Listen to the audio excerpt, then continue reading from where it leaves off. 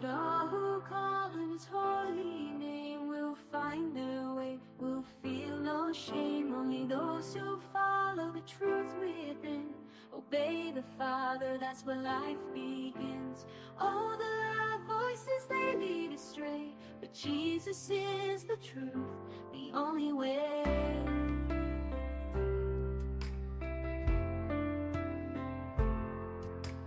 Enter through the narrow gate, for the gate is wide and the way is broad that leads to destruction in the false facade. Many walk that path and don't see the sign, but the gate is small and the way is divine. The road to life, oh, so few will find. In the light of love, leave the darkness behind. Salvation is a gift, it's not of our hands, not by the works or binding demands. It's free for the lost, for the weary soul. Come to Jesus, let him make you whole. If you thirst and hunger, just kneel down and pray. He's waiting there, don't let it slip away.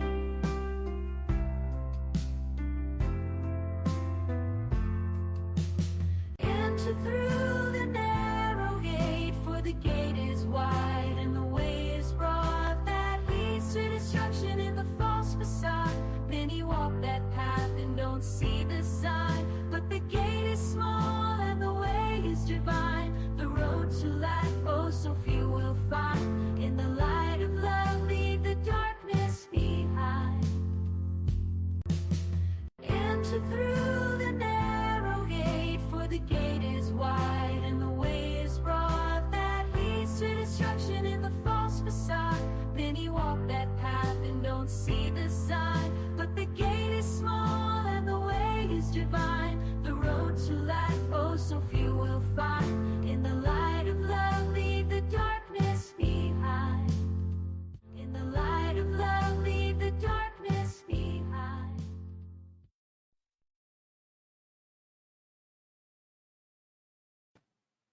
Magandang gabi po sa ating lahat, sa mga nanonood sa ating pong live podcast dito sa Danaro Gate Ministry. Pastor Ramil, magandang gabi po muli. Magandang gabi ulit, Pastor Derek. Narito na naman tayo para tumalakay sa mga hidwang pananampalataya. At ano ba ang ating tatalakay ngayon? Oo, yan. Ang paksa po natin ngayon ay about sa kung paano natin unawain po ang John chapter 3 verse 5. Nakapanood po dito yung pagiging born again eh. At mayroon pong 3 videos po tayo, Pastor, na bibigyan po ng komento kung ito ba ay tama talaga yung kanyang mga tinuturo sa kanyang preaching. Yun po. So itong video na to ay mula kay Pastor E.K. Opo, E.K. Earl Kenneth yata po ang pangalan niya, Pestanyo. Ito ay member ng, ano yan? UPC. UPC, United Pentecostal Church. By the way, ang United Pentecostal Church ay naniniwala na kailangan ang bautismo para sa kaligtasan. Sa kaligtasan. Kaya itong mga grupong ito, gaya ng kay Almeda, Wildy Almeda, yan ay dating UPC member, no? United Pentecostal Church member. Naniniwala sila sa mga apostol, naniniwala. Maging si Kibuloy ay dating UPC, no? United Pentecostal Church. At itong United Pentecostal Church ay naniniwala sa oneness theology. Opo. Among others, yun yung kanyang mga maling doktrina.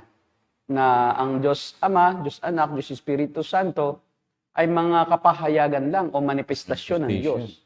So ang Diyos Ama, ang naging Diyos Anak sa Bagong Tipan, siya ay Diyos Ama sa Lumang Tipan.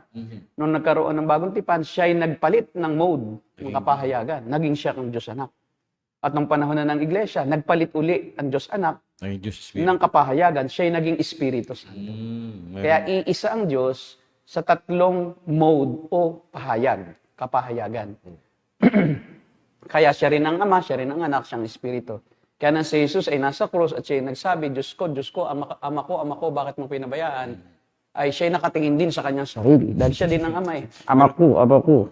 Kaso po yung nakatingala siya eh. Kaso nakatingala eh, di ba? Tumingala siya sa langit at sinabi, sino iyon? Naroon din ba siya? So ang problema ay napakamasalimuot ng oneness theology ng United Pentecostal Church. By the way, kasama din dyan yung sumasampas sa mga bus, no? Yung Maranatha. Si Apostol Renato, Apostol Carillo, at saka si Apostol Periol. Po. Si Si Carillo, Arsenio, oneness din, no? Siya naman yung mayroon dyan na church sa Cubao. Si Carillo na umiiyak-iyak pa, no? Niyayakap yung watawat ng Pilipinas. At siya din ay apostol. nagpa-prophesy siya tungkol sa nagpa-prophesy. Pilipinas eh. At apostol din si Carillo. Carillo. Apostol din si Periol. Si Arsenio Perio. Pero parang ngayon po, mas matindi. Anak niya po. Yan ay mga United Pentecostal Church ang belief system. No? Po. Oneness theology. At bautismo din ang kanilang karagdagan na requirement para sa kaligtasan. Hindi pwedeng maniwala ka lang. Opo, hindi raw pwede yung faith lang eh. Dito sa Hindi sinasabi pwede. niya. Ano po. Kailangan ikaw ay magpabautismo. Kaya ang mga miyembro ng gaya ng kay Almeda ay pag nagbabautismo sila sa tabing dagat, kahit naglalangoy ka lang, babautismohan ka. Hahabuling ka. Kasi kailangan yung maligtas. Ganun pala, ano? Oo. Ano yan, by hook or by crook, kailangan babautismohan ka. Sila ay sincere but sincerely wrong. Opo. Sincere po, Pastor, kasi itong nagpipreach na to. Iiyak-iyak pa yan. Talagang siya tapat na tapat sa kanyang pinaniniwalaan. Pero kahit magtapat ka pa sa iyong pinaniniwalaan, kung ang pinaniniwalaan mo yung mali, you will end up in hell. Because what you believe in is a faulty doctrine Opo. or isang heresy. Mhm. Pag heresy, hindi makapagligtas. Opo. Kasi Dinadagdagan nila ang gospel ng gawa at yun yung bautismo. So Pastor, parehas pala sila ng nung mga ibang kultong sekta na gawa rin eh. Dinadagdagan din ang gawa, yung pananampalataya, hindi sa patang pananampalataya lang. Makakaiba po nitong mga nasa oneness theology, nasa oneness belief, yung baptism ang dagdag. Gawa rin. Gawa rin. At kailangan na sa kanila ka magpabautismo, hindi pwedeng sa ibang church. Water baptism. Kasi yung baptism ay dapat sa kanila lang grupo dahil i-bautismo sa pangalan ni Hesukristo. Okay. Only in Christ daw, name yung baptism. At yun wala. lang ang makapagliligtas. So, kaya nga hindi sapat yung biyaya ng Diyos at pananampalataya ng tao, kailangan bautismuhan muna. At yung bautismo ang nagdaging daan sa pag-born again. Opo. Hindi yung conviction at saka yung regeneration ng Holy Spirit. So kanila, ang definition nila para ka ma-born again, kailangan ikaw ay isilang sa tubig. At yung tubig, yung bautismo. At bautismo nila yun. Yan. Kasi sila lang ang tamang relihiyon. Mayroon din silang claim ng exclusivism na sila lang ang tamang pananampalataya. Opo. Kaya lang sila rin na Oneness Pentecostal ay magkakalaban din. At nagkiklaim din sila na bawat isang naging membro, sila rin lang ang tama. Gaya ni Kibuloy, kami lang ang tama. Yung iba, mali. O si Almeda, ako lang ang evangelist, no? Ang hibangelist, no? Siya lang, mag-isa. Nahihibang na eh. Living evangelist. Tapos si magkakasama yan eh. Si United Pentecostal siya, nag-away-away eh. Ito namang si Carillo, siya ang the only living apostle. Siya ang buhay na apostol sa panahon ito. Dahil naging apostol yung isa, naging evangelist yung isa, naisip ni Kibuloy, ako na si Kristo. Siya na po ang may-ari na siya. Ako ang may-ari ng lahat. So kayo'y lingkod ko lang. Nagpagalingan na. Nagpagalingan yung tatlong magkakasama. Nagiwahiwalay yan. Kaya yung mga kasama ni Almeda ng mga 12 apostles doon sa Patikul, Sulu, noong magkaroon ng hostage taking, di ba? Na-hostage po sila. Na-hostage. Pumunta sila Almeda doon at nagpa-hostage. Yun lang ang hostage na nagpa-hostage. Nagdala sila ng mga pagkain. Kaya lang pinagbayad pa sila ng yung hostage fee. Kasi pumunta sila eh. May hostage fee. Tapos pinaalis sila. So, sila naman nagdala ng ngayon, doon na heart attack doon na paralyzed si Almeda. At kaya naman pumunta roon si Almeda noon ay dahil nakapagsabi siya nung eleksyon na ang magkalaban ay si Erap at saka yung Jose de Venecia. At sabi niya noon ay pagka natalo si Jose de Venecia sa pagkapresidente kasi sinabi sa akin ng Diyos na si Jose de Venecia ang kanyang pinili. Pag siya'y natalo, si Jose de Venecia, magpapapugot sila ng ulo sa luneta. Bakit hindi po Ay nationwide niya sinabi. Kaya ang gusto niya ay parang kilalanin uli yung kanyang authority. Kaya sabi niya, pasusukuin ko naman ang Abu Sayyaf nung panahon ng dini-Erap. Galit na galit siyang kay Erap eh. Kaya galit ka Erap.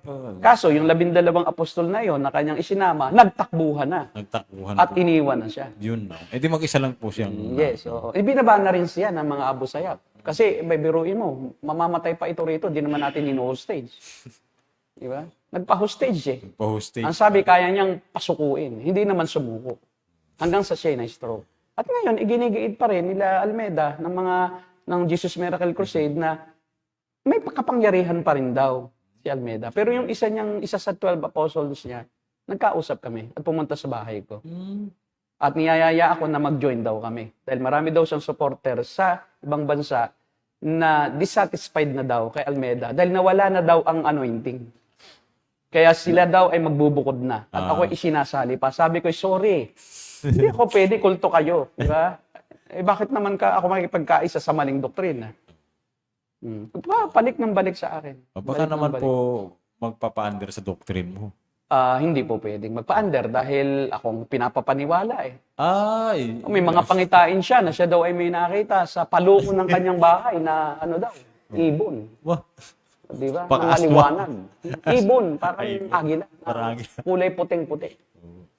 Tapos inaangkin niya na yon ay sugo ng Diyos. Sabi ko, hindi ko lang masabi na ibon yun eh. Paano naging sugo ng Diyos? Si Ibon na. Nagsugo ng puno. Yun. Holy Spirit daw kasi yun. Nag-anyo daw ibon. At parang ang kanyang connotation ay siya pinipili para pumalit kay Almeida. Kaya pala po naman Hindi ko alam kung nasaan na siya ngayon. Siya nagkwento sa akin na si mismong mga kasama nila sila Kibuloy dati. At kanya ring ibinulgar yung mga katiwalian ni Kibuloy at lahat ng kanyang mga ginawang kasamaan. Totoo po pala. Totoo pala. At talagang noon pa man daw ay genuine, proven na talagang si Kibuloy ay may ginagawa na kabulastugan sa kanyang mga membro. May kubol-kubol daw yan. Binibisita yan talaga. May mga babae siya At doon. may mga anak siya. O, siyempre, pero yun ay aligasyon niya. At wala naman akong ebidensya. So, Aligasyon. aligasyon lang. Makikita din natin ang mga evidences at ang resulta noong investigasyon pagka siya ay nagkaroon na ng court hearing na at nagpresenta na ang mga witnesses ng kanilang mga testimonya. Ngayon, tingnan natin, balikan natin ulit. Itong isang ito, syempre, nag-aala kay Buloy. Idol niya siguro si Kibuloy. Kaya kung parang mangaral ito, parang si Kibuloy eh. At maraming born again ang talagang hindi mo maiwasan na may mga born again na naniniwala sa kanya kasi akala'y born again siya. Born again. Kasi very subtle na ang kanya rin pangangaral ay parang katulad ng mga born again. Halos walang pinagkaiba po. Pagka ikaw ay hindi marunong. Pag hindi Pero pag marunong ka, alam na alam mo ang pagkakaiba. Tingnan natin yung kanyang pangangaral. Sige po. Believe it lang. Believe it lang. Whosoever believe it in Him. Hindi sinabi magpabaptize ka. Hindi kailangan mamuhay ng may holiness. Hindi kailangan mamuhay ng may kabanalan at katwiran sa Diyos. Just believe. Whosoever believe it. Nakaganon pa yung mga puwet, mga kapatid. Believe it in Him shall not perish but have everlasting life. Pag may magturo niyan sa inyo pauwi, mga kapatid, tingnan nyo sa mata at ituro nyo, hoy, sabi nung preacher naming maliit nung linggo, bago mag John 3:16, meron mo ng John 3:5. Except a man, except a man be born of water and the Spirit, he cannot enter into the kingdom of God. It's not enough to believe. Yan. So, dito, kanyang nire-refute yung turo ng faith alone. Sinasabi niya, hindi lang basta believe. Kung may magturo sa inyo na you only believe and you will be saved, hindi na daw kailangan ng bautismo, pag hindi na nagtuturo, hindi na kailangan ang mabubuting gawa, pag nagturo daw na hindi na kailangan ng pagsunod sa mga utos ng Diyos, huwag kayong maniwala at sabihin nyo na sinabi sa amin ng aming pastor na maliit. na yun ay maling turo. So, nire-refute niya. Bakit? Hindi belief lang, ang sabi niya. Ngayon, naputol dyan eh. Ngayon, tingnan natin, kung talagang totoo na yung sinasabi niya na born again, yung baptism, ay yun ang pagiging born again. Na kailangan magpabautismo ka muna bago ka manampalataya para ka maborn again. Tingnan natin yung kasunod na video. Nandyan yung buo eh.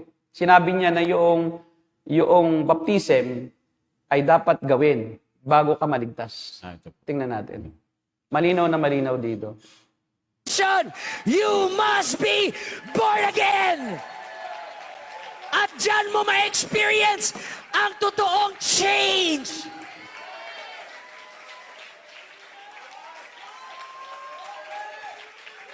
Tanungin nyo lahat na nagpabaptize. Pag tinanong nyo sila, anong pakiramdam? Lagi nilang sinasabi, parang bagong tao na ako. Parang bagong nilalang na ako. Now, hindi perfect, pero hindi na slave sa sin. May struggle sa sin. Yun, di ba? Nagiging kompleto pala po. Yung Malinaw. Oo, malinaw. Sabi niya, you must be born again. Ngayon, tanungin mo, ang nagpabaptize. Doon na ang pagiging born again. So pag nagpabaptize ka, tanungin mo sila, anong nangyayari? Parang ako'y bago nang nilalang. Wow. Para nga lang. Ha? Kasi baptism lang eh, hindi naman yun ang regeneration eh. So ang regeneration niya is not work of the Spirit, but work of the minister of United Pentecostal Church. Because they are the true church, only the pastors of United Pentecostal Church have the authority to baptize.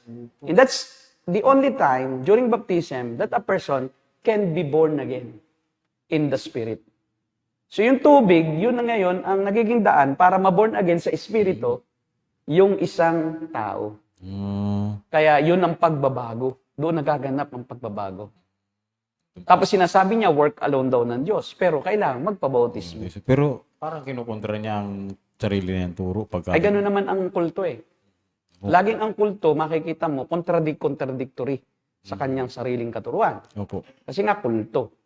Hidwa. Ang hindi nagkokontrahan ay yung totoong pananampalataya. Kaya niyang ipaliwanag kung bakit. At hindi ko kontra yung mga verses na gagamitin niya para ipaliwanag yung seemingly contradictory teaching nung isa pang verse. So mayroong sapat siyang explanation. Kasi totoo siya eh. Hindi siya nag-iimbento lang. Hindi pinaglalaban-laban ang mga text sa scripture gaya niya. Gaya rin nung mga nasa MCGI. Oo, di ba? Ganun din sila. Okay, ano bang ibig sabihin talaga ng you must be born again? So, tingnan natin sa John 3:5. Sige po. Ito pa'y gawa ng tao? Ito pa'y bautismo? Di ba? Ngayon, ano ang kahulugan ng unless you be born of water and spirit? Opo. Pakita na natin sa John chapter 3 verse 5 hanggang John chapter 3 verse 8. Sumagot naman si Jesus, tandaan mo ang sinasabi kong ito. Maliban ang isang tao ay panganak sa pamamagitan ng tubig at espiritu, hindi siya makakapasok sa kaharian ng Diyos. Okay, so dito tutuloy natin. Ipakita lang natin yan. So ito kasi yung kwento na si Nicodemo na isang Pharisee o teacher of the law Opo. and a very religious person, member of Sanhedrin, nagtanong ka sa Panginoon Jesucristo isang gabi. Kasi nai-intrigue siya sa katuruan ng Panginoon. Kasi ang katuruan ng mga Pharisees sa gawa ang kaligtasan, kailangan sundin mo ang Mosaic law. Ang kautusan ni Moises, i-perfect mo siya para ka masave. Ngayon, sinasabi ni Jesus, narinig niyo nung una ganyan, pero sinasabi ko ngayon, ganito na. So, naiintindihan ni Nicodemo na iba ang katuruan niya. Pinagkokontra niya yung katuruan ni Moises. Seemingly, yung aming katuruan ay kanyang nilalabanan. At sinasabi niya, ito na yung sinasabi ko ngayon. Pero ang totoo lang ay hindi kontra yon. Pero kasi kinokompleto lang ni Jesus. Narinig yung una ganyan. Pero sinasabi ko ngayon, ito yung completeness ng message na yan. Hindi niya pinagkokontra yon. Kundi mayroon siyang paliwanag tungkol sa kanilang katuruan. Na bakit ganoon? May sagot ako ngayon. Ngayon ito, pumunta siya isang gabi at pagkapasok pa lang naman niya, ang sabi ng Panginoon Jesucristo, sagot ng Panginoong Hesus, tandaan mo ang sinasabi kong ito. Sabi niya, malibang ipanganak na muli, pabalikan natin sa 4. Kasi yun yung background. No? Sa Sa verse 3, may sinabi ang Panginoon. Di ba? Sumagot si Jesus, anong sabi niya? Tandaan mo, ang sinasabi kong ito, malibang ipanganak na muli ang isang tao, hindi niya makikita ang pag-aari ng Diyos. Yes. Ang tanong si Nicodemo, paano pong maipapanganak na muli ang isang tao kung matanda na? Kasi ang understanding ni Nicodemo ay yung literal birth, yung from the womb. Panganakan. Yung kapanganakan, yung unang kapanganakan ng tao, na siya isinisilang ng ina. Kaya sabi niya, babalik pa ba ako?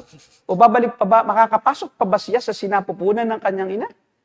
Tapos pagkapasok niya, lalabas ulit. O parang ipanganak muli. Born again na. O di ba kasi ipinanganak siyang una, papasok pa ba siya uli doon para siya ipanganak ng muli? Ito na ang sagot ng Panginoon. Maliban ang isang tayo ipanganak sa tubig at sa Espiritu. Yeah. Ngayon yung Sa verse claim 5. niya na tubig ay bautismo, wala sa context. Ang nasa context yung unang verse na may panubigan muna. Ang unang verse, yung physical verse, is by water. Kita mo pag ipinanganak ang isang tao, unang lalabasan. O ano ang puputok? Paano bigyan? Kasi yung baby, nasa tubig siya. Nakabalot siya sa tubig, doon sa placenta na puno ng tubig. Ngayon, para siya ipanganak, kailangan yung tubig, yung placenta na yon, masira yon, mawasak yon. At lalabas muna ang tubig bago lalabas yung sagot. Okay. Yun po ang context. Ang sabi ng Panginoon, kailangan 2 beses ipanganak. Una, yung physical birth. Ikalawa, yung spiritual birth. Hindi bautismo. Walang sinasabi diyang bautismo po. Hindi mo pwedeng ipasok dyan yung bautismo eh. Kasi may context. Sabi nga niya, bago daw ang verse 3:16, sabi doon, manampalataya ka. Sino man sumampalataya, magkaroon ng buhay na walang hanggan. Hindi sapat yun dahil may verse 5. Ano yung verse 5? Yun daw, ipanganak sa tubig. Bautismo daw. Opo. May verse. Hindi po. Ang nasa context, tinutugon ng Panginoong Yesus yung iniisip ni Nicodemo. Pwede pa ba akong ipasok uli? Kasi ang unang kapanganakan, di ba, sasabog yung bahay bata, and then susunod yung sanggol. Kasi wala na siyang doong lalangoyan sa loob. Opo. Yun ang first verse. So, Pastor, Physical birth is born of water. ayun. So, kung ganun, kung ang isip po ni Nicodemus ay yung physical birth at sinagot ni Jesus ng kailangan mabautismohan ka muna sa tubig, para malayo. Ano Ay, po? malayo. Kasi pwedeng sabihin ng Panginoon, kailangan bautismohan ka. Hindi naman sinabi. Isilang ka sa pamagit sa tubig. Ang pagsilang sa tubig ay yung unang pisikal na kapanganakan. Na yung tubig talaga ang unang lalabas. Dahil balot ang bata sa tubig, kahit saan mo itanong. Opo. Kahit sinong hilot. Pag pumutok na ang panubigan, kasunod ang bata. Dahil yung tubig na yon na nasa placenta, yun doon naroon yung sanggol. Nasa tubig siya. Naglalangoy siya sa tubig. Doon siya kumukuha ng nourishment, tapos yung pusod niya, nakakonek iyan doon sa ina. At yung kinakain ng ina, yung nutrients doon pumapasok para siya ma-nurture. At yung tubig na yun ang nagsisilbi niyang Protection. protection. Galing.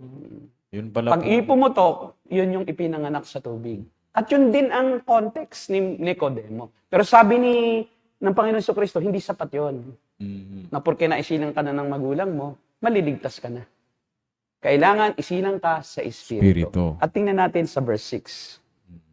Kung paano ang pagsilang sa Espiritu. Ang taong ipinanganak sa laman ay laman. At ang Okay, yun yung physical birth, laman siya. Oo nga, ano? Ito, At ang ipinanganak sa Espiritu ay Espiritu. And then, Huwag kang magtaka. magtaka sa sinabi ko sa iyo, kayong lahat ay kailangang ipanganak na muli. verse 8. Umiihip ang hangin kung saan ito nais at naririnig mo ang ugong nito. Ngunit hindi mo alam kung saan ito nanggagaling at kung saan papunta. Ganon din ang bawat ipinanganak sa Espiritu. Yan, walang makapagsasabi kung sinong ipinanganak sa Espiritu. Dahil ang kapanganakan sa Espiritu ay parang pagkilos ng hangin. You don't see where it goes. You don't see where it comes. Malinaw po. Saan galing ito? Ganon din ang Espiritu Santo kasi ng Diyos ay kumikilos sa paraang gusto niya, kung sino ang gusto niyang maborn again, kung sino ang gusto niyang iligtas, kung sino ang gustong lapatan noong regeneration, pagsilang na muli ng banal na Espiritu, ang desisyon na yon ay sa Diyos. Hindi pwedeng ang desisyon ay sa taong nagbabautismo na ito yung gusto kong maborn again. Ito ang gusto kong maligtas. Bautismo kita. Kaya pati naglalangoy kasi kwento yan sa akin eh. Kasi ironically, yung kaklase ko sa high school na valedictorian namin ay naging singer ni Almeda. Naging singer. Tapos ang turo sa kanya ng mga pastor ni Almeda, matalino eh. Pero ayaw ng pag-aralin. Siya naloko siya. At ang sabi na, kasi ang turo ng mga yan, sayang lang ang pag-aaral mo kasi darating na ang Panginoon. Kailangan kang magmisyon. Ngayon, nakapag-asawa siya ng isang misyonero na gitarista ni Almeda. Pag nasa TV, siya yung nagbi-bass. Yung asawa niya ang bassist doon sa Amoranto. Napapanood ko O yan. ngayon, siya naman ay naging singer. At nakakaawa ang buhay nila. Ang kanilang main na church ay naroon sa kanto ng Sabarte Road at Quirino Avenue. At sila pinapaalis na ng landlord nila. Nangungupahan lang. At sa loob noon, may gate siya sa labas. At sa loob noon, bago ka pumasok, ililista ang pangalan. Paglabas mo, lista ang pangalan. At bawal sa kanilang lahat. At naroon lahat yung workers. May mga kanya-kanya silang, anong tawag dyan, is quarter. Tapos sa gitna ay mayroong malaking hall, doon nagpi-prayer meeting. Ngayon, isang araw ay nalaman niya na malapit lang ang bahay ko doon. Nagulat ako, pumunta. Through Facebook kasi, kanya akong tinanong, saan ka nakatira? Kasi inaanak ko yung anak niya sa dedication, nung sila'y naroon pa sa Bulacan. Opo. Tapos yun. Sabi niya, tinanong, narito ako sa Quirino Avenue, malapit sa Quirino Avenue, along Sabarte Road. Sabi niya, uy talaga, pwede ba kitang mapuntahan? Pumunta sa amin. At ang ginawa niya ay, yung palang anak niya, ay yun yung na-feature sa Facebook na nakipagbakbakan. Babae, pero Amazona. At siya'y na-kick out doon sa Quirino Elementary School. Kung saan-saan siya palipat-lipat. Wala nang tumanggap na eskwelahan. Opo. Tapos sinabi sa akin, Pastor, baka naman pwedeng ikaw ang maging guidance muna o muna ng aking anak. Ititira ko sa iyo kasi bakit nagrebelde ang bata? Babae. Babae. Bawal ang maiksing damit. Bawal ang maiksing buhok. Lahat sila kailangan hanggang sako. Opo. Ay, nag-aaral yung bata. Napakahirap ng hanggang sakong ang Di ba? Araw-araw ka gigising, tapos bawal manood ng TV. Bawal mag-cellphone. Bawal magpa-doktor. Pag nagpa-doktor ka, may sakit ka. Pag nagpa-doktor ka, mahihina ang faith mo. At yun lahat ay narindi yung bata. Biruin mo, may mamamatay na, manganganak sa quarters nila. Tumakas na lang yung worker, hindi ipinalam sa lahat dahil mamamatay na siya, ayun lumabas yung bata. Nagpa-ospital, na-trigger lahat. At lahat sila ay kinukondina. At yung nanay niya, kaya nagrebelde, yung nanay niya, inuusig ng kapwa mananampalataya sa loob. Dahil yung nanay niya ang nagpiprepare ng food, sa kanya ang budget, mayroong gustong sulutin yung budget na siyang hawak. Ang ginawa ay kinasapakat ng isang worker din nila, kinasapakat yung binibilhan ng hotdog. At ang sabi dun sa binibilhan ng hotdog nitong kaklase ko, na siyang naghahanda, siya ring worker Siyang nagpiprepare ng hotdog, ng pagkain, hotdog lang. So lahat ng pagkain, yung bilihan ng hotdog, sinabi na kunyari ninakawan ka nitong taong ito. Matindi talaga pala. Ay di pinagbintangan siyang nagnakaw kasi nagreklamo sa barangay yung nagbenta ng hotdog na ito daw taong ito ay ninakaw ang hotdog, di daw binayaran. So lahat ng yon ay nagpatulong sa akin. Pinabarangay niya lahat yung mga kasama niyang Kristiyano sa loob na Kristiyano sa kanila.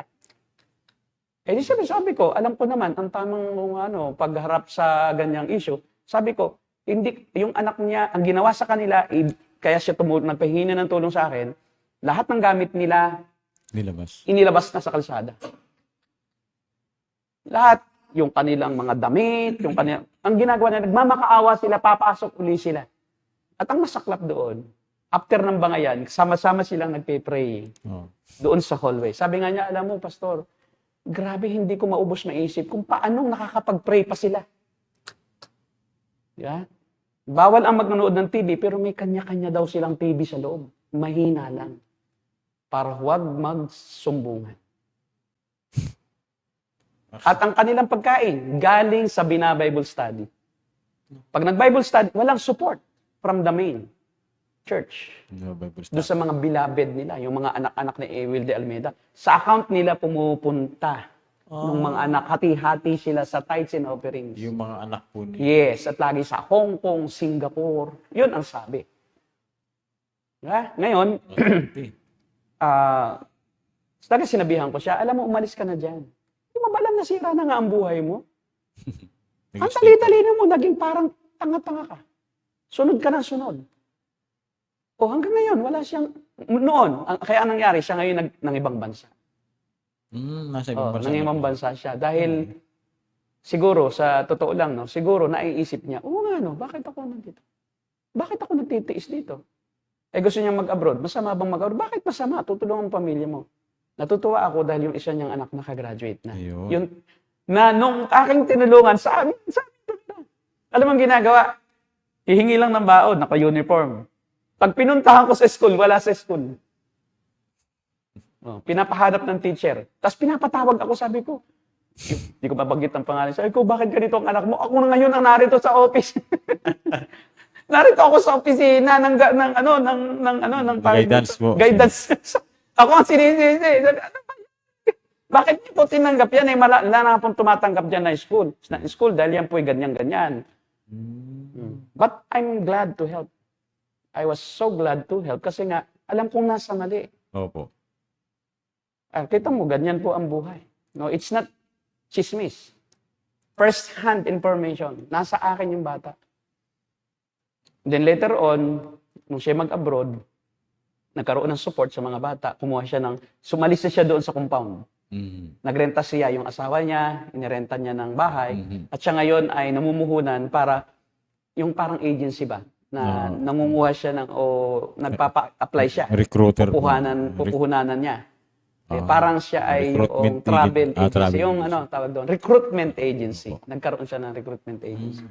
And I was helping him. Her, kasi babae. I was helping her.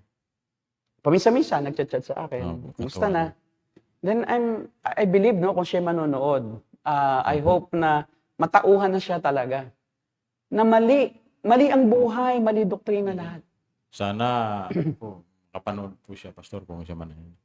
At So, di ba? Okay. Meron ba tanong dyan? kay Sister Fatima po. Okay.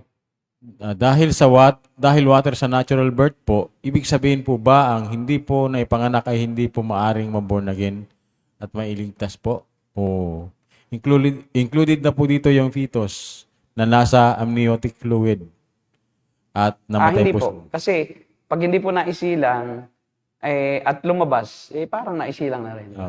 Basta lumabas ka sa tiyan ng iyong ina, automatic parang naisilang ka kahit patay na. Ibig sabihin na doon ka talaga. Buhay ka na. May buhay ka na doon. Ngayon, pagdating po sa bata, ligtas lahat.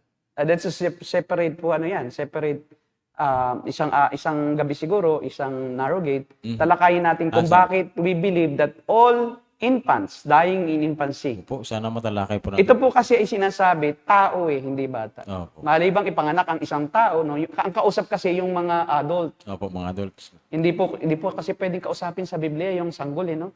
Ano naman pong pakialam ng sanggol sa Biblia? Diba? So ang Biblia po, tandaan niyo po, ang Biblia ay para sa adult. Opo.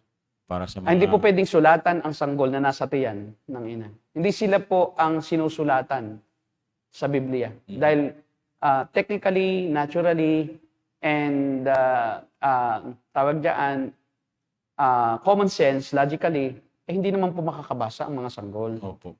Hindi naman po makakapag-decide ang sanggol na manampalataya. Hindi lang po yung pagsilang sa laman. No? Kasi po hindi rin sa pwedeng sumampalataya. Kasi paano mananampalataya po ang isang taong wala pa sa hustong isip? Wala pa malinaw. Pero sila po ay saved by virtue of the atoning work of Christ on the cross. So, sa gawa pa rin ng Panginoong Jesucristo. Hindi po sila naligtas dahil sa sila inosente, dahil sila po ay walang kasalanan, naminana. Lahat ay makasalanan. Consistent po ang Biblia. All have sinned and fall short before the glory of God, including infants in the womb. Sabi nga ni David, di ba? From the womb of my mother. Since, di ba, yung siya ay nasa tiyan pa lang ng kanyang ina, Pinaglihi siya I was a sinner. Diba? Mula sa pagsilang. O hindi pa nga isinilang, in the womb of my mother, sabi niya. Siya ay sinner na eh. Di ba? So, paano maligtas? So, yun po ay sa biyaya pa rin ng Diyos. Pero yun nga ang kaibahan, ang lahat ng sanggol na namatay na sanggol, by virtue of the atoning work of Christ on the cross, not by redemption, because ang redemption po ay para sa kasalanang ginawa ng isang tao. Actual po. Actual at personal. Opo. Ang mga bata po kasi ay original sin lang ang meron. Pero dahil makasalanan pa rin sila, originally, sila pa rin ang nanggaling kay Adan, ay kailangan pa rin i-atone. Pero hindi kailangan i-redeem. Kasi ang nire-redeem po, yung actual sin. Kaya po tayo naniniwala, dapat baguhin po yung isang sa tulip yung pong kay Calvin Dapat po doon ay hindi po limited atonement Dapat po doon is particular redemption. Kasi pag sinabi nating atonement, equivalent agad sa salvation. Hindi po salvific kasi ang atonement sa Old Testament, may atonement na. Ang atonement noon is yung maghahandog ka ng hayop. Opo. Tapos taon-taon gagawin. Di ba? So, Taon-taon kailangan mong gawin. ito po ay Old Testament term, yung, Yes. yung atonement. Well, saka natin talakayin. Sinasagot ko lang po si Sir Fatima, no? Kasi maganda yung malalim yung kanyang pag-iisip. Paano naman yung mga bata? Ngayon, hindi daw isinilang sa tubig. Tubig pa rin po, dahil nasa loob sila Opo. Siyempre, aalis din sila doon sa tiyan. Opo. Ang pagsilang kasi ay pagkawala doon sa kanyang ina. Oh, yeah. Pag humiwalay ka na, kahit patay ka o buhay, isinilang ka pa rin. Yun ang term. So, Yan. tubig pa rin. Pero Tubig pa rin po. without faith, they can be saved because salvation is by grace, not by faith. Faith is only instrument so you can appropriate to yourself salvation na iyong the salvation that you have experienced and received from God. Linaw po. Yun, Okay. so sabi po niya, salamat po sa paliwanag. So, welcome, Mr. Patrick. Welcome po, Sir Fatima. Okay, meron pa siya isang video dyan. Meron pa siyang isang kakatwa na doktrina, no? Yung Yung- hindi nag-give up si Lord Ang sa Diyos daw. Talagang siya charismatic Pentecostal. Kasi ang United Pentecostal po is charismatic na normally, no?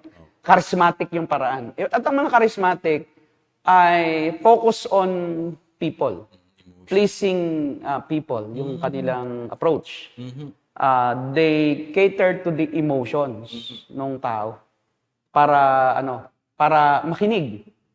Kaya maraming nakikinig talaga sa mga charismatic Pentecostal dahil maganda sa pandinig, maganda sa pakiramdam. Opo. At isa dito sa preaching niya na ating nakita ay yung God will never give up on you. He will not stop until you are saved. Yung, parang kanta yun na. Whether you like it or not. Basta kahit sino ka pa, Oo. hahanap-hanapin ka ng Diyos. Talagang kahit Matindi. maging sino ka man. Maging sino ka man, Meron pa sabi ni pong- Sharon. Meron pa Mahal kita, maging sino. Yun. Yun. Meron pa pong kanta nun. Don't give up on us, baby. Yun, baby.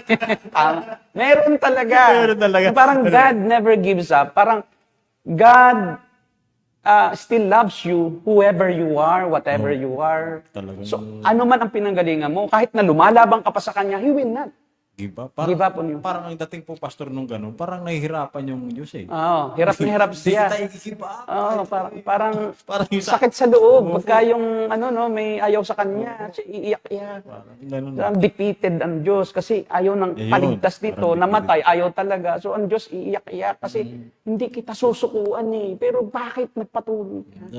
Yung pala ang ano. Yun tingnan natin. Panoorin natin yan. Pakiplay nga. Kung talagang tama ba yung kanyang God never gives up on you. Ulitin ko, the God want. that won't give up on you. I'm sorry kung sinukuan ka ng parents mo. I'm sorry kung sinukuan ka ng kamag-anak mo. I'm sorry kung sinukuan ka ng kaibigan mo. I'm sorry kung sinukuan ka ng ex-boyfriend mo na feeling gwapo or ex-girlfriend mo na feeling maganda. Merong Diyos ngayon sa langit na hindi ka susukuan. He will not give up hanggat hindi niya makita ikaw ay maligtas, ikaw ay mabago, ikaw ay mapalaya. Oh, hallelujah! Pwede mo bang i-dramatize? Tumingin ka sa katabi mo at gumanong ka. Sabihin mo, hindi niya ako sinukuan. Sa kabila ng ating kasalanan, sa kabila ng ating broken promises, sa kabila ng ating unfaithful. So seemingly, kinukontra niya yung kanyang paniniwala na kailangan ng good work. Kailangan na sumunod. Kasi di ba kanina, sinabi niya na pag may nagturo sa inyo na hindi na kailangan ng pagsunod, hindi na kailangan ng bautismo, hindi na kailangan ang talagang magpasakop sa kalooban ng Diyos, ay sabihin ninyo na sinabi ng aming maliit na pastor na mali yan. Pandak na. Ngayon parang kinukontra niya. Sabi niya, kahit sino ka, kahit ano ka pa, di ba? God ang ginamit pa, will not, no? Won't give up on you. Matindi, no? Talagang, hindi ka isusuko ng Diyos, hindi ka mapapahamak. Ililigtas ka. Parang universalism na, no? Yung approach, Parang ganun na. yung tema. Diba? Yung pinupunto niya.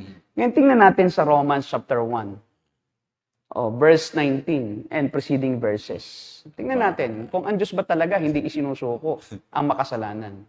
Tingnan natin muna sa verse 18 and then preceding verses so to have a background of the text. Simulan natin sa 18.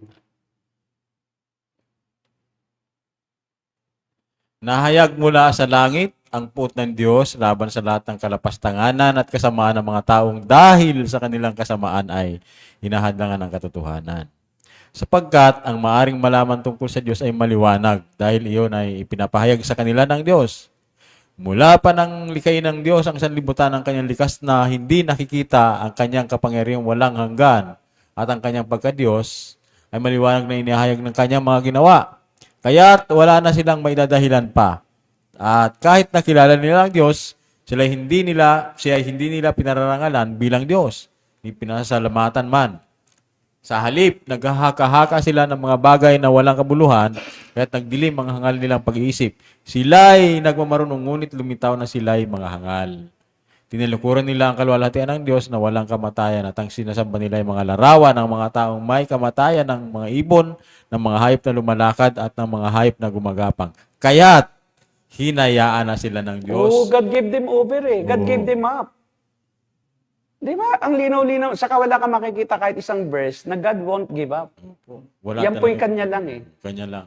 Kaya nga wala siyang mabanggit na text Puro lang siya salita at para matuwa ang tao. Papalakpak, no? Kasi ang sarap nito, no? Isipin, wow, Biro hindi pala mo. nag-give up si Lord sa akin. Oo, biruin mo kahit nang rape na ako.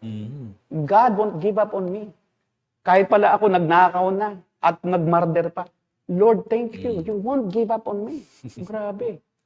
O kahit pala ako'y talagang minumura ko na ang Diyos. Opo. O ba? Blaspheme na. Nagbablasphemy na ako. Di ba? Oh, God won't give up on me. Thank you, Lord.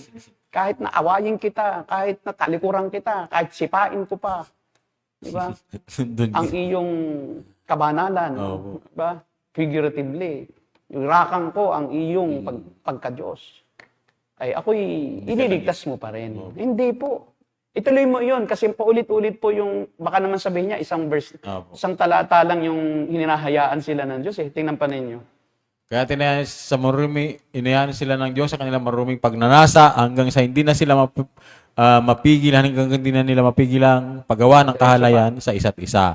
Tinalikuran nila ang katotohanan tungkol sa Diyos at pinalitan ng kasinungalingan. Sinamba nila at pinaglingkuran ng mga nilikha sa halip na ang mga lumikha na siyang dapat purihan magpakailanman. Amen. Dahil dito'y hinayaan ulit. Sila nag-give up na ang Diyos. Hinayaan na. Sa mahahalay na pagnanasa, ayaw na makipagtarik ng mga babae sa lalaki, ayon sa likas na kaparaanan at sa halip ay sa kapwa babae sila nakipag-ugnayan. Ganon din, ang mga lalaki ayaw na nilang makipagtarik sa mga babae ayon sa likas na kaparaanan at sa kanilang kapwa lalaki. Sila ay nahuhumaling. Ginagawa nila ang mga kasuklam-suklam na bagay kaya sila ay paparusahan ng nararapat sa kanilang masamang. Yan, verse 28, dahil ayaw nilang kilalanin ng Diyos, hinayaan naman ng Diyos sa talata, sa isang kabanata. O paanong hindi na ang Diyos hahayaan yung mga tao, i-give up? God will give up on those people. God will give up those people. God will give them over or will give give them over to their sins. Kung talagang ayaw nilang kilalanin ang Diyos. Mhm. Ang Diyos ba magmamakaawa sa tao? Parang ang dating kasi nung kanyang statement, Oo. nagmamakaawa ang Diyos. Yan po ang problema. Kontra-kontra po sila, mga kulto. Oo. Okay. Tingnan natin. Nasa Biblia po ay may mga naligtas na hindi nabautismuhan. Ang dami. Mhm. O si Elias, dinala pa nga sa langit. Wala namang bautismo noon eh. Mhm. O si Enoch, ba? Hindi naman siya nabautismuhan dahil wala pa namang bautismo noon. Wala pa nga iglesia noon eh. Tama. O si Moises, di ba? Bumaba pa mula sa langit eh. Nung bagong anyo ang Panginoon Jesucristo, nasa langit, bumaba. Oo. Pati si Elias, no? Nakipag-usap pa sa Panginoon Jesucristo. Ngayon, kung ang kaligtasan ay sa pamamagitan ng bautismo, abay, bakit may naligtas na walang bautismo? Yung magnanakaw sa krus, di ba? Kailangan, bumaba ka muna dyan. Bay, kung talagang ang kaligtasan ay pagbabautismo, baka bababa muna silang dalawa ng Panginoon Jesucristo, no? Time out muna. Tama. Para sabi po nung magnanakaw ng Panginoon, Oh, bautismo. ako'y diba? alalahanin mo pag nasa paraiso ka na tapos sasabihin ng Panginoon, Ate ka Bautismo. muna, baka muna, wag Oo. muna tayo. Kasi hindi ka pwedeng maligtas Oo. pag hindi ka nabautisman sa tubig. Baptisman ka muna. Di ba? Napaka ano po siya eh, napaka-contradictory po eh, doon sa Opo. mga talata na mga talagang malinaw na ipinapahayag ng mga talata at ipinapakita na may mga taong naligtas kahit hindi dumaan sa tubig ng bautismo. Po yun. Di ba? Eh, paano naman yung mga tao na namatay na hindi nabautismuhan? Well, in fact, ngayon may mga Kristiyano na hindi naman nababautismuhan, namatay. Namatay. Eh, paano yun? Di ba? O kaya nga ang tanong eh, paano yung bata? Hindi naman nabautismuhan, paano maligtas? O sabi ko nga, ligtas. Eh, paano yun naligtas? Kung ang bautismo ang pagdaan pa sa kaligtasan. Paano yung anak ni David na sabi ni David, di ba yung unang anak nila na Bathsheba na Opo. namatay? Sabi Sabi niya, niya, uuwi ako at makikita kita muli. Magkikita rin sila. Isang araw. O, di ba? Opo. Naniniwala si David na hindi kailangan ng bautismo. At si David naman, wala tayong nakitang nagbautismo Wala. kay David kahit kailan. Wala po. O, ibig sabihin lang pala, nagkaroon lang ng United Pentecostal Church, saka lang may naligtas. Eh, kawawa naman ang Kawawa mga naman tao. tayo. Kawawa naman po Mula tayo. nung panahon ni Adan, ng mga nangamatay, no? Pati yung mga patriarka, sila Abraham, sila Isaac, si Jacob, hindi naman nabautismuhan. Kawawa naman pala Diba, sila. biruin mo, sila yung patriarka, hindi naligtas. Tapos yung United Pentecostal Church, di ba, na mali-mali ang doktrina at pasigaw-sigaw lang, abay, naligtas dahil Sila sa bautismo. naligtas. Kaya nangahabol ng mga naliligo eh. At yun ang kwento sa akin nung aking kaklase. Na yun ang hinahabol namin, Pastor. Pag gusto, kasi tapat kami sa aming paniniwala eh. Sincere kami. Opo. Oh. Kaya pag nabautismuhan ka, hindi ka naman kasali, dadalawin ka na. Sabi, ligtas ka na, born again ka na. O Nabautismuhan biruin mo, na. nabautismuhan ka na, kaya ligtas ka na. No. Biro mo ang kaligtasan na sa gawa. Oo. Pero pastor, linawin lang po natin hindi naman tayo against po sa water baptism. Ay, hindi po. ang water baptism po ay ebidensya ng panloob Yan. na eksperyensya o karanasan. Po. Kung naranasan mo talaga ang pagliligtas ng Panginoon, ikaw ay binago ng Diyos sa iyong kaloob-looban, ang iyong pagkatao, naging bagong nilalang, naunawaan mo ang pagliligtas ng Diyos sa iyo, ay isa pong utos talaga po ay tayo'y magpabautismo. Yun. Ngayon, kung hindi naman po tawag dalangin at di ka pa nakapagpabautismo, inamatay ka, hindi po mahadlangan ang kaligtasan mo. Kasi po, ang Opo. bautismo ay isa lamang external na kapahayagan ng internal na karanasan. It is only an external evidence or proof of an internal experience. Yun. Eh, kailangan sumunod ka. Kasi ang Panginoon Jesus din ang nagpabautismo. So, dapat magpabautismo ka na rin. Kasi ito'y kapahayagan sa lahat ng tao na nakakakita sa iyo at nakakakilala na ikaw ay sumusunod na talaga sa Panginoong Hesukristo. Yun po ang Yun po'y simbolo simbolo ng na. naganap Tama. Na po. sa iyong spiritual na ikaw ay isinilang na muli. Naunawaan mo na ang mga bagay na spiritual. At ikay makakasunod na. Pero hindi po siya kailangan para maligtas. Yun. Yun po isa sa mga bunga ang pagsunod sa tubig ng bautismo. Pero kailangan po naman, huwag agad magpabautismo kung hindi mo naman naunawaan. Kasi may mga taong ganun eh. Gusto na agad magpabautismo. Yung nagpabautismo sa akin, hindi naman kasali. Pilit, ako ba yung papabautismo? Hindi naman namin kilala. Teka muna, paano ka ba bautismo? Hindi nga namin alam kung sino ka. Meron din namang nagpabautismo na, sige po, para ako magbago. Sabi ko, hindi ka naman magbago ng bautismo. Mali ang pagkaunawa mo sa bautismo. Nagpumilit. O pagka-bautismo, gumawa ng kahalayan. Yun. Tanggal sa trabaho. O, kaya sabi, Kaya nagbago talaga. Naging sobrang masama. Dati masama lang. O, di ba? Kaya yung pong bautismo, hindi po, wala iyang kapangyarihan para magligtas. Wala rin po iyang bisa Opo. na spiritual, na anumang mystical na pangkaganapang nagaganap pag nagbabautismo. Yan po ay isa lamang simbolo at isang kapahayagan ng iyong pagsunod Opo. sa utos ng Panginoong Hesuscristo. Kagaya din iyan noong pong Lord's Supper. Ordinansa lang iyan ng Ordinance. iglesia. Na inaalala mo sa Lord's Supper, inaalala mo yung ginawa ng Panginoong Hesuscristo. Yung ebanghelyo, no, na siya ay nabuhay sa mundo, nagkatawan tao, tapos nabuhay bilang isang alipin, pagkatapos ay ipinataw sa kanya ng Diyos ang parusa na dapat tayo ang tumanggap Opo. sa pamamagitan ng kanyang kamatayan sa krus, nagpakumbaba, Mhm. naging isang dukha, no, sa paningin ng mga tao. Di ba? Hindi ginamit ang kanyang kapangyarihan bilang Diyos. Opo. At sa kanyang kamatayan sa krus ay kanyang tinubos Mhm. ang mga aktual na kasalanan ng tao na kanyang hinirang at ang mga orihinal na kasalanan ng lahat ng tao. Upang ang mga tao ay hindi na magreklamo pagdating sa impyerno na sila hindi minahal ng Diyos. Opo. Ito sabihin ng mga tao nasa impyerno, ako na may makasalanan na ng isilang, kaya ako naging makasalanan. O, di ba? Hindi pwede iyon dahil ang Panginoon Jesucristo ay inilapat din naman ang kanyang habag doon sa orihinal na kasalanan ng tao. Kaya po may unlimited atonement and limited particular redemption. Yan po yung aming Sana paniniwala. matalakay po natin yan, Pastor. Kasi unfair naman, no? Kung yung napunta ang tao dahil sa minanang kasalanan lang. Opo. Tapos sasabihin nilang dahilan yun. Inilikha mo kami makasalanan eh. Ops. Meron ng ang Diyos ginawa sa'yo. Hindi ka na parurusahan dahil sa minana mo. Pero yung kasalanan mo na ginagawa, dinisisyonan mo yun. Kaya dapat kang parusahan para doon. There's no choice. You must repent and believe. For the kingdom of God is at hand, sabi ng Panginoon. Yun ang una niyang preaching. Repent and believe the gospel. Mhm. Without repentance, there is no forgiveness. Alam nga namang patawarin ka, di ka naman pinatatawad. Hindi ka naman humingin tawad. Di ba? Kaya kasama iyon doon sa means, kasangkapan Tama. ng regeneration. Yan po ay meron tinatawag na chain. Yung pong order. Di ba? Order ng Ordo salutis. salvation. Magaganap iyon sa isang hinirang ng Diyos. Yung lahat ng kaganapang iyon. Diba? Okay, meron ba May tanong? mga katanungan po dito, Pastor. Kay Sister Joy Joji Bale. Mhm. Good evening po. Pwede po, Pastor, pa-explain na ang pagiging born again daw ay personal experience?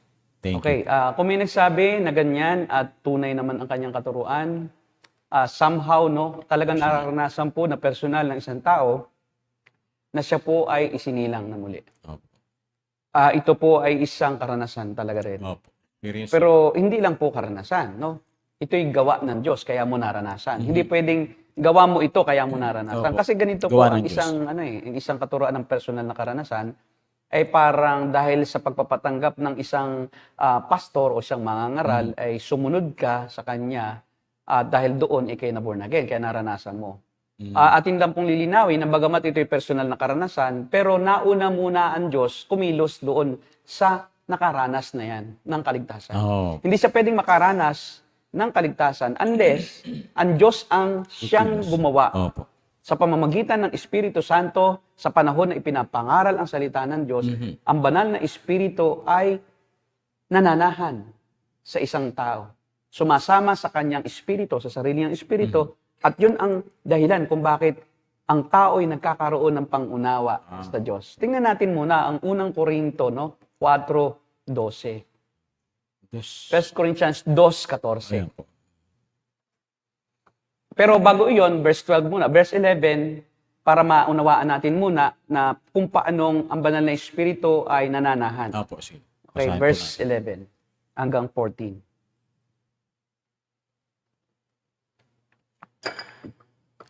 Walang nakakaalam sa iniisip ng isang tao maliban sa kanyang sariling espiritu. Gayon din naman, wala nakakaalam sa mga iniisip ng Diyos maliban sa espiritu ng Okay, Diyos. dito manggagaling ang karanasan, na personal na karanasan. Yung pag naunawaan mo. Kasi hindi mo maunawaan, pag di mo naunawaan ang isang bagay, paano maranasan? Di ba? Kaya nga, may dalawang, may dalawang binanggit na salitang espiritu. Una, Espiritu ng Diyos. yung espiritu ng isang tao, yun ang nakakaalam ng iniisip niya. Mhm.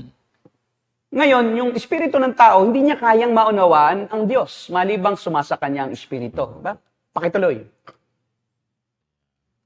Ang tinanggap natin, nasaan na? 12. Ay hindi ang espiritu ng sanlibutan, kundi ang espiritu na mula sa Diyos upang maunawaan natin ang mga kaloob niya sa atin. Yan. Okay, so, ang itinatanggap ng isang tao na nabuborn again, kaya siya nabuborn again, tumatanggap siya ng espiritu ng Diyos. Bakit siya naborn again? Dahil may Espiritu Santo na siya. At yung Espiritu Santo ay kasama na ng kanyang espiritu. At yung Espiritu Santo ng Diyos ang bibigay ng kaalaman o ng kakayahan sa kanyang espiritu na maunawaan ang mga plano ng Diyos. Opo. At ano pa ang sabi sa verse 13? Kaya nga sa tumanggap ng espiritu, ang pangangaral ay Kaya nga kami nangangaral hindi sa pamamagitan ng karunungan ng tao, kundi sa pamamagitan ng espiritu. Ay pinapaliwanag namin ang mga katotohanan ng espiritual para sa mga nagtataglay ng espiritu. Sapagkat ang taong hindi nagtataglay ng espiritu ay hindi kayang tumanggap ng mga kaloob mula sa espiritu ng Diyos. Para sa kanila, kahangalan ng mga iyon at hindi nila naunawaan sapagkat ang mga bagay na espiritual ay maunawaan lamang sa paraang espiritual. iyon, di ba? Pumalinaw. Linaw. Ang sabi doon, ang taong walang espiritu o hindi nagtataglay ng espiritu ng Diyos ay hindi Hindi tumatanggap ng mga kaloob na espiritual mula sa Diyos. Kaya nga, kahangalan lang sa kanila yon. Pero sa atin na nananahan na sa atin ng espiritu, atin ang nauunawaan ang mga bagay na espiritual na mula sa Diyos. Yun. At doon dapat nakabase yung karanasan. Kailangan maunawaan mo muna. Sarili. Pero kung karanasan lang po, Sarili. na dahil sa music, Oo. di ba meron kasi pong mga born again na, kinikilabutan. yes, ang akala nila, ang pakapuspusan ng espiritu, di umano, ay yung habang may song leader, at umaalulong na, no? Pinipilit na ang tao ipagsalitain sa wika. Pag hindi nagsalita, ay walang espiritu. Kaya kailangan mo wala ka sa sarili mo, paramdaman mo yung presensya, quote and unquote, ng espiritu. Eh, pagka yun po ang karanasang sinasabi ninyo na personal na karanasan, hindi po yun. Iba Hindi po yun. Iba po yun. Yun po ay emotion. Mhm. Hindi po yun salvation. Emotion siya eh. Emotion lang. Kaya po maraming, di ba, pagkagaling sa camp, 3-day camp, on fire. Kaya salitang on fire, hindi po wala sa Biblia yan. Ang fire po, impyerno yun. Opo. Sabi nung Di ano, ba? On fire. sabi, naalala ko po yung sabi nung isang leader, dun sa isang leader din na medyo nanlalamig sa church. Sabi niya, "Batid, kailangan ikaw ay on fire." Sabi nung hindi po. At ayaw ko po, pag sinabi pong apoy, impyerno na yun. Sabi niya. Mas mabuti pa yung isa. No, nakakaunawa. Ba't Oo. naman on fire ang iyong gagawin? Bakit naman fire ang sinasabi pati nung mga yung tawag doon, revival? Opo. Kita mo, revivalism. Silang nag-i-schedule nang ang espiritu kikilos eh. Sabi nga doon sa John chapter 3, verse 3 and 4, no? Hanggang sa verse 16, verse 9. Aba, ang hangin ay umiihip. Parang ganoon din ang pagsilang sa espiritu, no? Ibig sabihin, hindi alam ng pastor. Hindi yun. alam ng pastor kung kailan born again. Pero kita mo, sa mga crusades, saka doon sa mga tinatawag na revival. Ngayon, tinanggap mo na.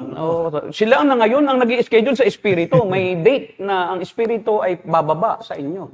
Po. Kung ang karanasan po ninyo ay dahil doon, ay hindi po yun personal na karanasan ng kaligtasan. Yun Opo. po ay personal na karanasan ng patikim lang. Patikim. Hindi totoo. Ng mga ng pakiramdam. Mhm. Hindi po Sa totoo totoo yun. lang, ay hindi po naman sa Diyos karamihan. Kasi na-emote lang. Kasi po, alam po niyo, ito po, ang tao po ay mayroong pong brain chemical na tinatawag na endorphins. Opo. Ito pong endorphin ay kagaya noong tinatawag natin na brain chemical o nire-release ng brain na isang hormones na tinatawag natin na yung pag pinapalakas ka, no? Adrenaline. Adrenaline. So pagka ang adrenaline mo ay sumipa, 'di ba pag may sunog, yung adrenaline pag sumipa, kaya mong buhatin yung inyong kama Opo. na pangdalawahan. Mabaliwala. Baliwala na. Talagang ipapasa mo lang rito, no? Kasi nasusunog na eh. Di ba? O kaya yung iyong TV na 40 inches. Yung luma. Diba? Tindi. Laki nun. po yung ano. Oo. Yung may, ano pa, mayroong May tube. picture tube. May picture tube. Aba, kayang-kaya mo. Bigat nun. Pero pagkatapos ng sunog, wala na yung adrenaline. Opo. Hindi mo na maibalik. Kailangan na 5 na yun. Kasi po, ang brain po natin ay nagre-release talaga ng mga chemicals so that tayo po ay maka-act, no? Sa isang paraan na talagang tayo matulungan ng ating sariling immune system at ng ating sariling utak na magawa, makatakas sa kapahamakan. Parang Ito namang endorphin ay nire-release pagka po ang tao'y na-excite. Pag ang tao'y nakakaramdam na magagandang pakiramdam. Para masuppress yung ating feeling of anxiety. Kaya di ba, yung iba umiinom ng barbiturate, di ba? Kasi opo. ang endorphin kasi, ang effect nito ay like shabu. Na talagang para kang lumulutang. Parang ang talas ng, parang kang kinikilabutan na parang ikaw ang bidang-bida sa iyong sariling mundo. wow. Di ba? Ngayon, bakit natitrigger ang endorphin? Dahil sa pangangaral ng positive preaching. Nagkakaroon niya noong tinatawag na placebo effect. Opo. Na pagka yung preacher ay tinatamaan na siya ng magagandang mga pangako, yung taong namumroblema, sinabihan, nabanggit ng preacher, na ang Panginoon Kristo, pag iyong tinanggap, diba? Mawawala. Ikaw ay bibigyan ng buhay na ganap at kasiyasiya. Ay may kasama pang sigaw. Tapos sasabihin, At musika. Diba? Musika. Oh, hallelujah. Habang, oh, is so good. Talagang, sasabihin naman, yes, Lord. yes, sasabihin naman nung nanginginig na. Kasi yung endorphin, sumisipa na. Nalilimutan na niya ang lahat ng bagay sa kanyang paligid. Tumataas ang kamay hanggang sa siya na dadapa na, bubuwal na. Opo. Nawawala na sa sarili. Nawawala na sa sarili. Diba? Naglalaway na, nagsusuka na. Yung iba nag-howling, ha? Opo. Woo! Siyempre, wala na. Lunod na siya. Yung kasiyahan na resulta ng endorphin. Nakaka-addict po yan. Kaya yung iba, balik ng balik sa mga Pentecostal church. Gusto lagi revival. Di ba? Bakit? Babayad siya para maranasan yung, ang tawag dyan, spiritual high. May tinatawag kami na sa ETS during my time nung nag-aaral ako, spiritual addiction. Nakaka-addict ang karanasan na spiritual kahit saang kulto. Halimbawa, yung yoga. Kasi nire-release mo lahat ng iyong problema. Nagiging kaisa ka ng nature. Nakaka-addict siya. Kasi you are feeling like you are free from everything that distracts you. From suffering and pain from your problems. Kaya, ang sarap mag-yoga. Tapos may music na masarap. Yan ay spiritual addiction. Marami ang addict sa ganyang mga grupo na nararanasan nila eh. So yun po, kung yun ang sinasabi niyong karanasan, ay hindi po yun biblical. Ang tunay po na personal na karanasan, ikaw po ay nagbago. Na dating kinamumuhian mo ang Diyos, biglang sa isang iglap, minamahal mo na ang Diyos. Na dating gustong-gusto mong gumawa ng mga bagay na ayaw ng Diyos. Pero ngayon, kinamumuhian mo na yung mga ayaw ng Diyos. At ang gusto mo na ay ang mga gusto rin ng Diyos. Yun. Your will is now aligned with the will of God. And your happiness depends on how you obey God. On how you maintain a personal and close relationship with God. You are now into prayer. Dati, ano mong prayer? Ang prayer ko, mahal. Ama namin, ma-memorize lang. Ngayon, you have an intimate relationship with God. Opo. And you tell God how grateful you are for the blessings. Every experience, pinasasalamatan mo sa Diyos. And you worship God in the beauty of His holiness. Hindi yung nagtatatarang pa. Wala yun. Paano masasamba ang Diyos pag wala ka sa sarili? How can you worship when you are out of your mind? Opo. Kasi dapat malinaw na nauunawaan mo kung sino yung sinasamba mo. Yes, Knowledge because mo talaga. ang pagsamba is espiritu at katotohanan. Yun. Kailan magkasama po yun, yung Yes. espiritu at yung katotohanan. Hindi Are you pwede- remaining in the truth when you are out of your mind?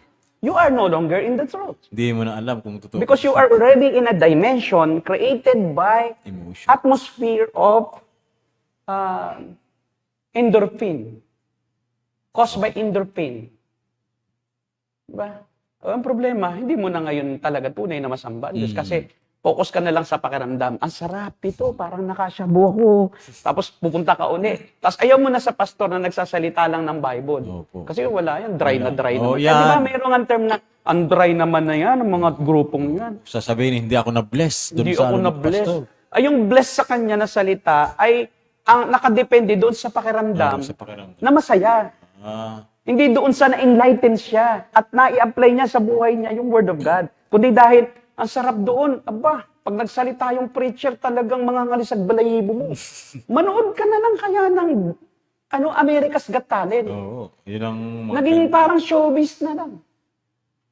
Pati ang pulpito, pleasing the crowd. Ako po. Kaya may tinatawag sila, no, yung mga Pentecostal charismatic na seeker-sensitive preaching, seeker-friendly services, nang iyong patugtugin yung mga pop, yung nakaka-attract sa carnality. Naku. And offer them something that they want. You will get rich. You will get healthy. Just believe. Today is your day. Wow. Today is my day. What day? Today is Friday. Today is your... Thursday pala. Today is Thursday.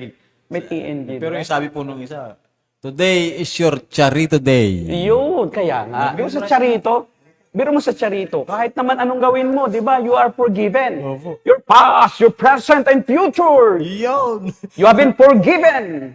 There's no more need for repentance because you are charito. Highly favored of God. Memorize ko, nakakapanood ko nung ano niya. Grabe.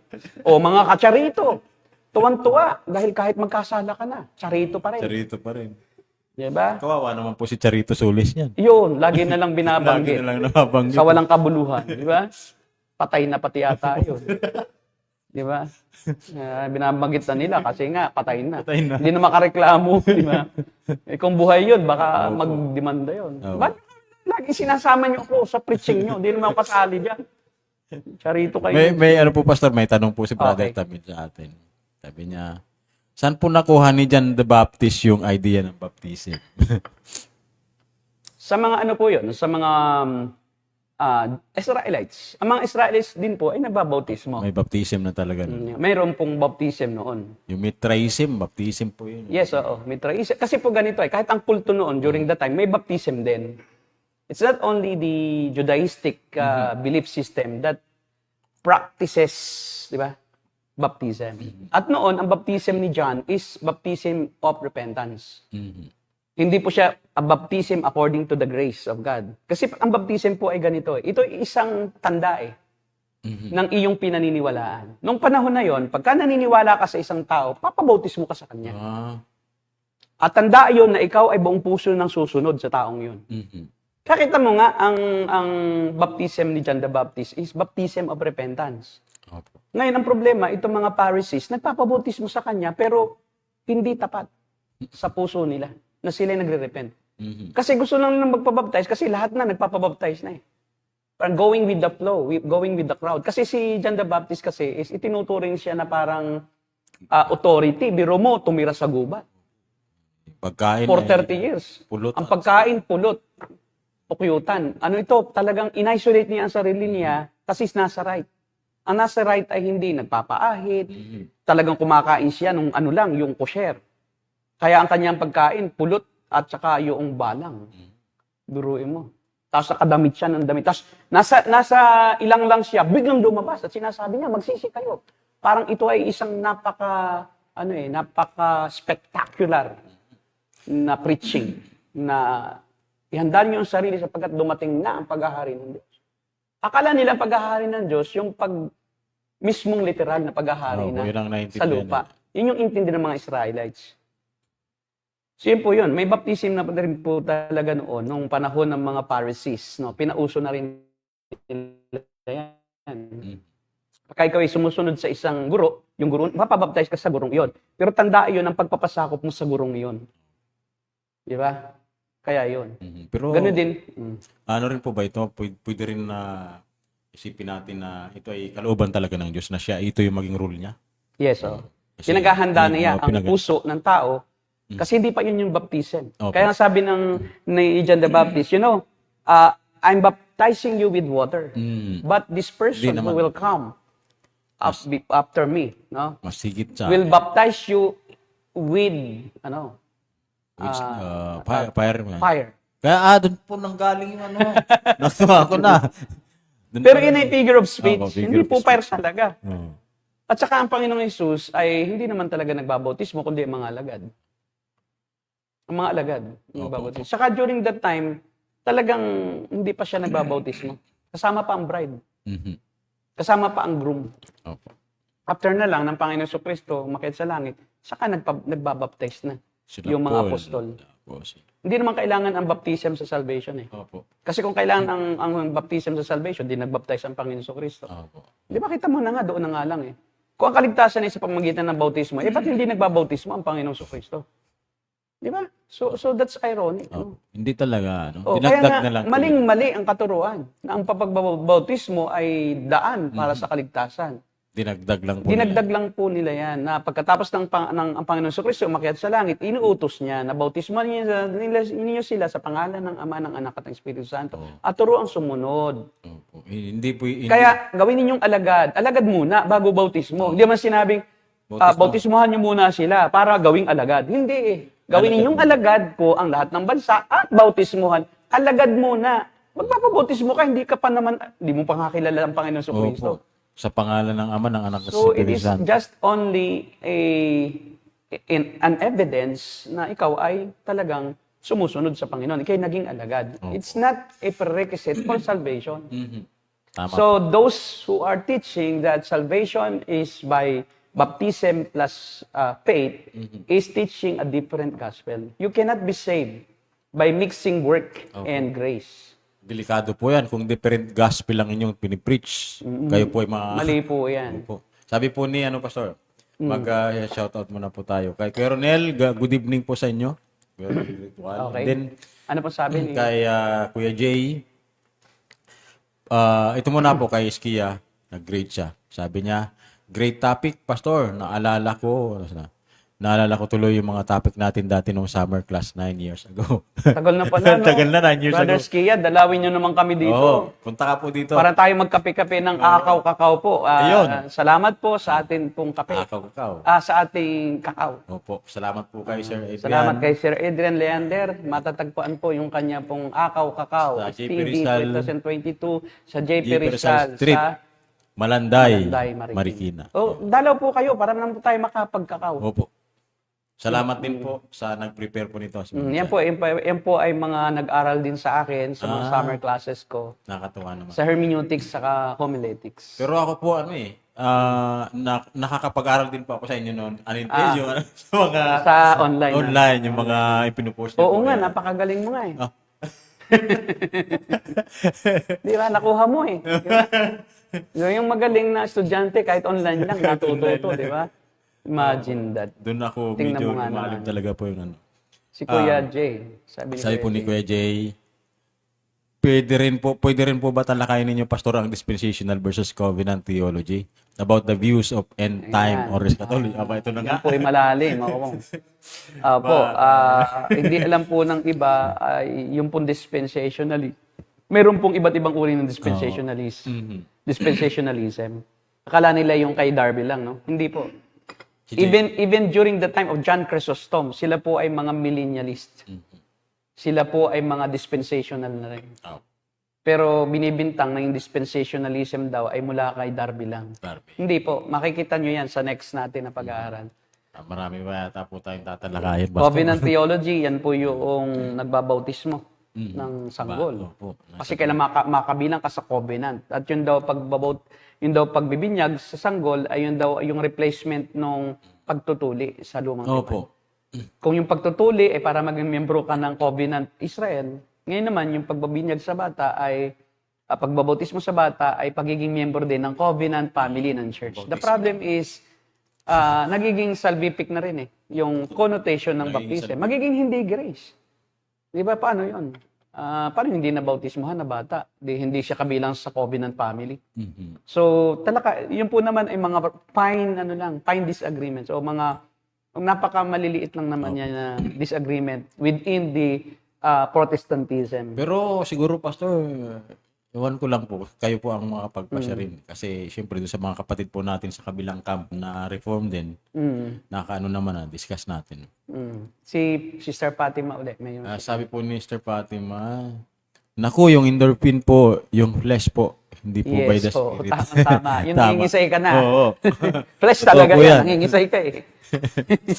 Flesh na flesh. Bakit kasi nangingisay? Flesh na flesh yung nangingisay. Hindi naman pwedeng mangisay yung spirit. Opo. Kasi yung spirit, di naman iyon nakikita, walang flesh. Ba't siya nangingisay?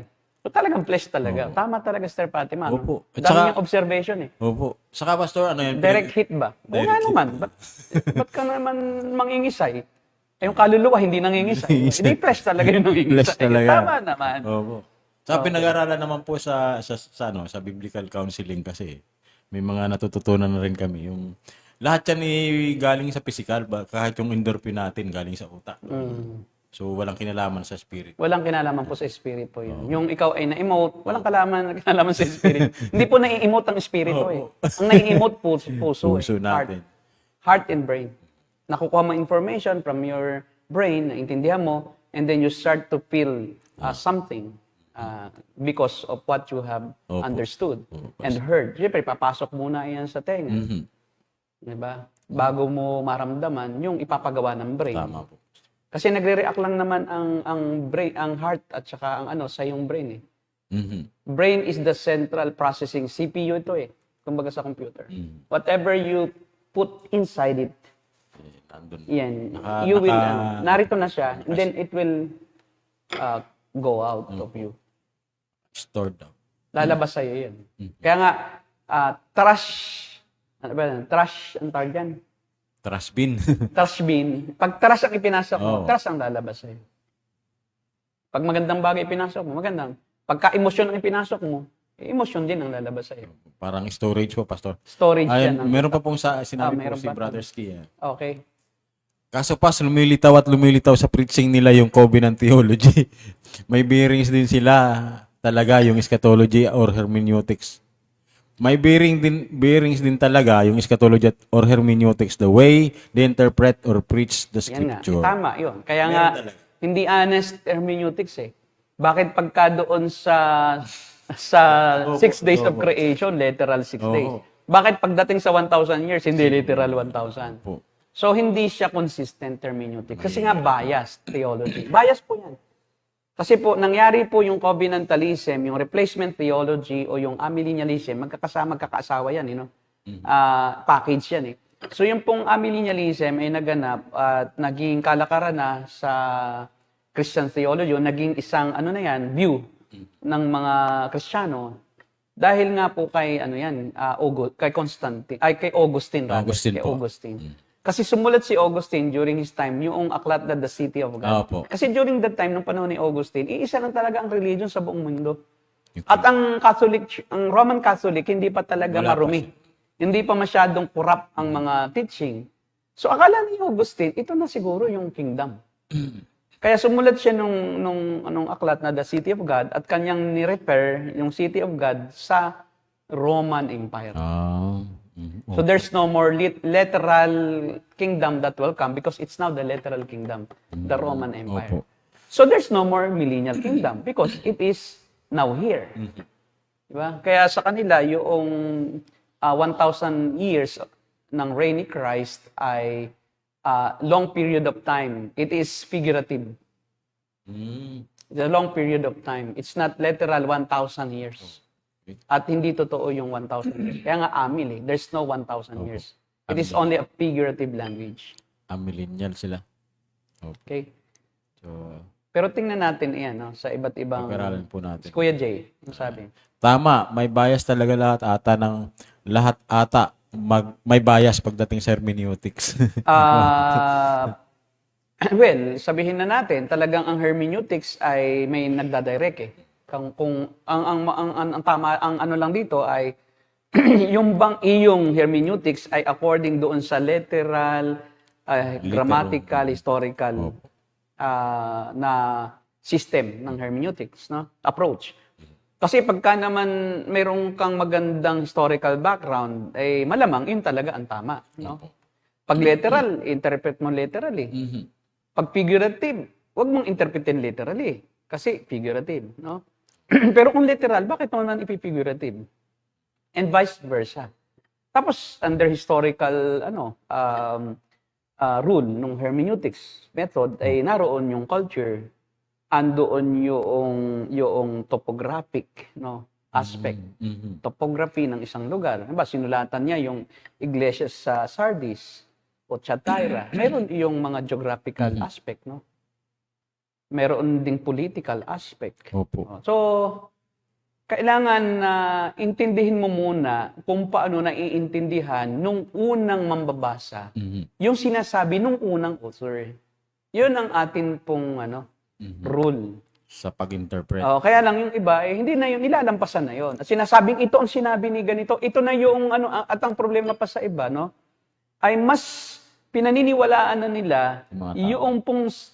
yung pong kanilang ang statement of faith Yung mga creeds, Mga creeds, confessions. Yun ang nakakulong sila doon. Opo.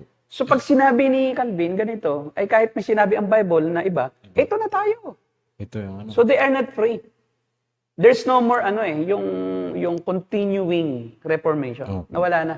Semper. Kasi ito na yun Opo. Dapat semper reformanda. Ang church ay ever reforming yan. Church is ever reforming because the church is always prone to error. Yan. Hindi po pwedeng tigilan mo yung pag-anticipate na may error na naman. Kasi po, Pastor, Tao kasi ang gumawa lang ng mga creeds mga tama. confessions. Tao lang yan So ibalik mo sa Bible. Pero although, Pastor, naniniwala rin po ba kayo na although mahalaga yung creeds dahil ito rin nagbibigay ng Yes, direction? yan, parang barbed wire lang. Ayan. Para hindi ka mapahama, malumabas na masyado. Pero hindi pa rin talaga siya. Hindi po. Lang po yan Protection lang. But not necessarily, yan yung ultimate standard. Opo, ayan. The ultimate standard of faith is the Bible, not the creeds. Scriptures. Opo. Not the creeds, not the confessions, not the statement of faith of any denomination. But the Bible alone is the only, infallible. Ang nagiging problema po kasi, Pastor, ng mga nasa ibang camp is yung nakita nila pong text ay kung sino yung pinaniniwalaan nilang theologian, ayun ang susundan nila, yung interpretation. Nung theologian na yon. Kasi sobra silang dogmatic sa theologian. Opo, nagiging dogmatic na Oo, sila. ang tawag doon, nagiging personality-driven, Opo. not Bible-driven. Yun ang mahirap. So humahangang masyado sa accomplishment ng isang theologian nung unang panahon. Sobrang matalino si Calvin kasi. Sobrang ang daming accomplishment. So parang Kahanga-hanga siya na lang yung standard ko. Opo. So ang problema is si Calvin maraming mali. Una yung ang bata pagka namatay na bata, pagka hiten, anak ng hiten. Sinabi nga niya kay Servetus, they will burn in hell. Kaya very careful yung confessions yung Westminster pagdating doon sa children. Opo. Kasi medyo mayroong leaning kay Calvin. Sinabi, elect children who die in infancy. May salitang elect So, ibig sabihin, may hindi elect. So, may bata pa rin hindi pupuntang langit. So, yun ang problema natin. Kasi pagmamahal mo doon sa isang personality, isang theologian, sa isang matagal ng panahong nakaraan, na maraming accomplishment at napakatalino kasi nga naman si John Calvin ang tinuturing na Albert Einstein sa theology, Talagang napakagaling. Talaga. Kaya lang, ang problema diyan bakit ka doon sa tao magre-rely? Na pagka sinabi niya kahit kontra sa Bible, tama pa rin. Dito ka sa Bible mag-rely. Kaya nga, I love John MacArthur Opo. Kasi sabi niya, I can lick wherever I want to lick. I can lick wherever God wants me to lick. Opo. Kasi sabi sa kanya, you are leaky dispensationalist. You are leaky Calvinist. Sabi niya, I can lick wherever God wants me to lick. Okay lang, kasi Biblia ang aking susundin, hindi yung si Calvin. Pero inaamin din niya na siya somehow is Calvinist. Pero hindi lahat, Hindi lahat. Balance siya. Pagdating Balance po sa, lalo na pagdating sa dispensational o pagdating sa tinatawag natin na eschatology. Opo. At saka doon sa ecclesiology. Balance po talaga siya. Balance. Kaya nga, medyo baka minsan nagigilty na rin ako kasi si J. Mac rin po masyado ako naanoon sa kanya Ako hindi Kasi hindi din naman, kasi yun nga, nakikita ko lang, mas tama naman siya kaysa Opo, iba. sa mga- Pero hindi ako kagaya ng iba na parang sinasamba si John Mark. Ayun, opo. Kasi kahit kailanman nga, hindi ko naman nakausap si John Mac, di ba? Hindi man lamang kami nakikita. Sabi nga nung mga nakakarating doon sa The Master Seminary, Opo, kasama natin. doon sa kanyang church din. Opo. Mabuting makausap mo si John Mac kasi parang mas John Mac. makaktorian ka kaysa sa amin. Sabi ko, wala naman akong kay John Mac na parang yung tagangan sobra na Nakikita ko lang na consistent siya. Yan, MacArthur daw po kayo ng Pilipinas eh. Well, hindi naman. Iba si John MacArthur kasi siya intellectual. Hindi naman ako ganun. Sobrang intellectual naman yon. Sa Version kayo pang local version. wala akong basta ako mahalaga. Maipaliwanag ko lang ayon sa aking binigay na kakayahan ng Diyos yung Biblia sapat na. Baka siguro nakikita. I don't want to be identified kahit kanino na yun. Ayun lang, may nagsasabi, John Mac ka, sabi naman, John Piper ka, sabi naman, Paul Washer ka. Sige, hindi, Ramil Corpus to. Ramil Corpus. Mahirap, kita mo, yung tagging ba, sa isa, parang bakit natin masyadong mahal na mahal natin yung mga tao? Di ba pwede tayo maging Pinoy? Na tayo Filipino theologian. Pinoy diba? tayo. Pinoy. Sariling bansa natin. Parang, parang meron pa rin tayong tinatawag na, alam mo, yun yung akin ding isa pang concern colonial mentality. Maging sa theology, may colonial mentality tayo. Opo, iba yun. Pagka Pinoy, yung nagtuturo, hindi yan kapanipaniwala. Pagka nag-seminar Pinoy, walang dadalong masyado. Mm-hmm. Pero pag pumunta rito hugusan. Marami. Kahit magbayad ng Opo. 10,000 mahal. Di ba? Pero pag Pinoy, na mas magaling pa siya doon sa foreigner, ay Pinoy lang yan eh. Opo. Di ba natin sa, yung ating utak may pagka-colonial Colonial pa rin. mentality talaga natin. Naalala ko po, Pastor, nung ako'y Papunta na tayo sa colonial. Sige. Nung ako'y nag-aaral pa sa Bible school na pinasukan ko, kasi Korean sponsored po yun. Tinatanggap po nila yung mga Korean na nagtuturo. Pero, sabi ko, boring ako dito. Kasi paulit-ulit lang, napaka-basic ng mga teaching ng Koreano. Pero parang tuwang-tuwa, no? Kasi may pera. Ayun, sila mismo yung nag-sponsor ko. Sabi May ko, pagkain, nakalibre, di ba? pinapakain. Sabi ko, mas magagaling. Yun yung binili Oh. na estudyante. Di ba? Binili lang edukasyon. O sige, binili lang yung audience. Opo. Yan ang tawag ay, hakot crowd. Tama po. So, wag tayong masyadong, colonial ang ating isip. Pwede naman tayong magkaroon ng sarili nating paraan ng pagpapaliwanag. Ito. Sabi po ni, Nino, si Michael Legion. ano pang sabi ni Brother Michael? Pero po, pag naging consistent si John Calvin sa hermeneutics niya, sa Revelation, Yan, tama. magiging pre-mill siya. Oh. Hindi Kasi pala. nga po, tama naman po, tama. Kasi maging si John Calvin, wala siyang commentary tama. sa Revelation. Ayaw niya Oh, yun. Inamin ni John Calvin na hindi niya kaya. Oh. Di ba? Yung kanya pong Institute of Institute of Christian. Christian Religion. Wala doon, walang Revelation. Opo. Tama si Brother Michael. Kasi naging hyper-Calvinist na lang yung iba eh. Opo. O, di ba? Ini-interpret si Calvin na ito siya. Wala nga sinabi si Calvin na siya i-premil eh. Na siya i-amil eh. Opo. Yun ang nakakapagtaka. Kasi wala siyang itinurong millennial kingdom, wala na rin. O sabi niya, tama. Kung napag-aralan niya, Magiging pre-mill, no? magiging premil talaga siya. Parang sabi ni John Mac kay R.C. Sproul. Oo. Sabi niya, alam mo, kung hindi ka Presbyterian, sabi niya, magiging millennialist ka, premil ka rin. Pre-mill din. Tsaka hindi ka na magbabautismo ng bata, sabi niya. Tawa lang ng tawa si R.C. Sproul eh. Inaamin niya eh. Hindi siya makahindi. hindi siya makahindi. Honest yun na tao eh. Actually, napanood ko rin po yan. Kasi ka lang eh, Presbyterian ka eh. Subukan mo, umalis ka dyan, magiging premil ka. Di ba? Hindi ka na magiging amillennialist. Si R.C. Sproul naman, tawa ng tawa. Kasi aminado. Kasi pag ikay nasa isang denomination na sinusuportahan ka ng mga membro, talaga naman, i-deny mo sila. Tama. Yeah. Pag nagbago ka, ikay tutulig sa eh. Kita mo, ikay pinag-aaral namin sa ganitong, pagkatapos ngayon, tumalikod ka. Talagang siya rin ay kakalas talaga sa denomination. Kaya ang denomination, somehow, Medyo. may danger din eh. Na susunod ka na lang sa kung ano yung ninyo, statement of faith. Yung nakasin. Mas maganda, malaya tayo. Malaya tayo, self-governing, self-propagating, sustaining. Yun dapat ang church. Para kasi pagka hindi ka self-sustaining, may mga tao lang na mayayam bibigay sa'yo na ito yung paniniwala nila. So, ang hirap mong kumalas doon sa pinaniniwalaan nila. Kaya nga po, Pastor. Actually, yun naman po ang model, di ba po, biblical model ng church, yung walang dinadenomination. Dapat, oo. Maski noong, yung model ng mga first churches, no? Yung mga, natin, mga Church iglesia fathers. natin Opo. na sa Jerusalem. Self-sustaining self-governing Hindi pinapakialaman na ng kahit sino si James sa pagpapastor niya sa Church of Jerusalem. Wala nakikialam sa kanya. Tulong-tulong lang. Tulong-tulong lang, pero yun, walang denominational baggage Wala si po. James. Kaya kung anong gusto sabihin ni James, nasasabi niya sa kanyang aklat Di ba? Napunta na po tayo sa denomination. Okay po. Siguro tayo muna ay magpaalam Ayun. at malugod po namin kayong iniimbitahan uli Opo. sa susunod na linggo, sa Martes po. ng gabi, alas 8:30 Opo. onwards para po Opo. tayo po ay mag-aral sama-sama Sama-sama po matuto. ng salita ng Diyos at atin pong ma-refute yung mga katuruan na talagang maliwanag naman na hindi po ayon sa salita ng Opo, Diyos. Pastor. At sinusobrahan o kinukulangan Opo.